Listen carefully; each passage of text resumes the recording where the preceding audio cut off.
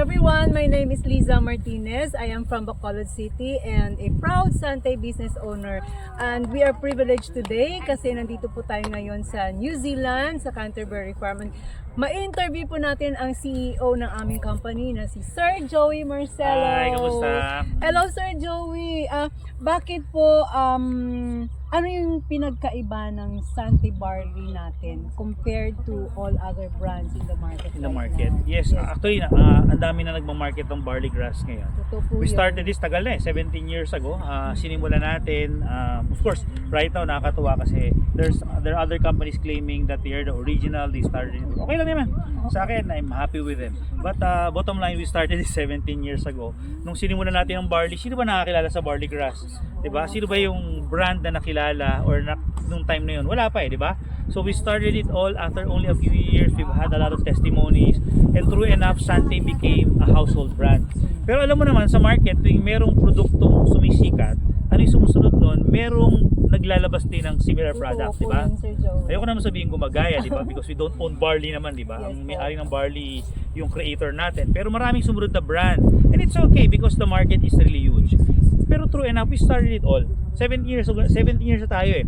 And we're the only company in the Philippines or maybe in Asia na merong sariling facility in New Zealand. Tayo may-ari ng planta rito eh. Hindi naman tayo bumibili lang sa supplier eh. May sarili tayong planta. And that's the reason why, yung ibang tanong kasi is, bakit mas murang Sante? Eh kaya murang Sante kasi tayo may-ari ng planta sa New Zealand. Wala na tayong dinadaan ng middleman. There's nothing wrong with middleman. Pero syempre, pag may middleman, nagpapatong pa yan. Wala nang masama ron, di ba? We don't have any middleman. We directly buy the product from the source. At ang source ng barley natin, tayo rin. Yes po, so we can say na tayong nauna. Well, tayo nauna, mag-research tayo ng brand na mas nauna pa sa atin na sumikat sa buong mundo, tayo yun. I'm not saying na tayong naunang nagbenta ng barley, di man tayo nakadiscover ng barley. There are other brands in the market sa ibang country, pero wala naging champion. Tayo ang kauna-unahang naging champion when it comes to barley brand, which is Sante Barley. That makes me even prouder to become a Sante of business owner po. Kaya po yun, kaya naging mas mura. It's not because po yung quality ng barley natin, kundi tayo mismo yung nagmamay-ari, manufacturer.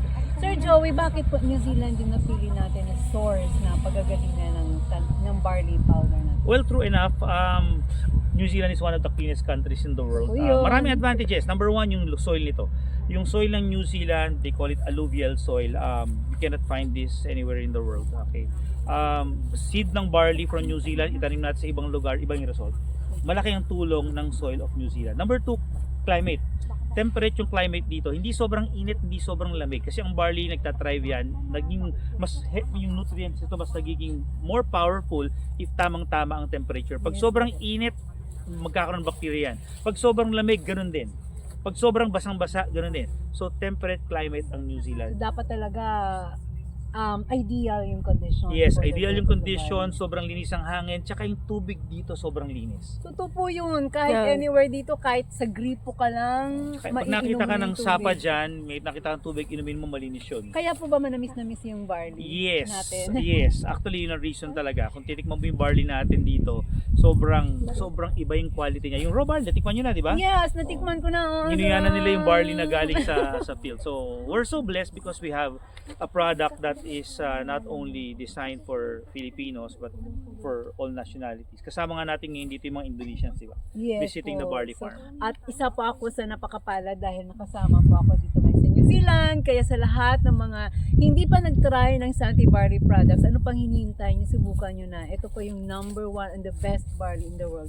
Sir Joey, thank you so Thank you very much. Thank you. Napakapalad po. Thank you so much for the opportunity na makasama dito. Bye-bye, everyone. Thank you. Thank you, Sir Joey.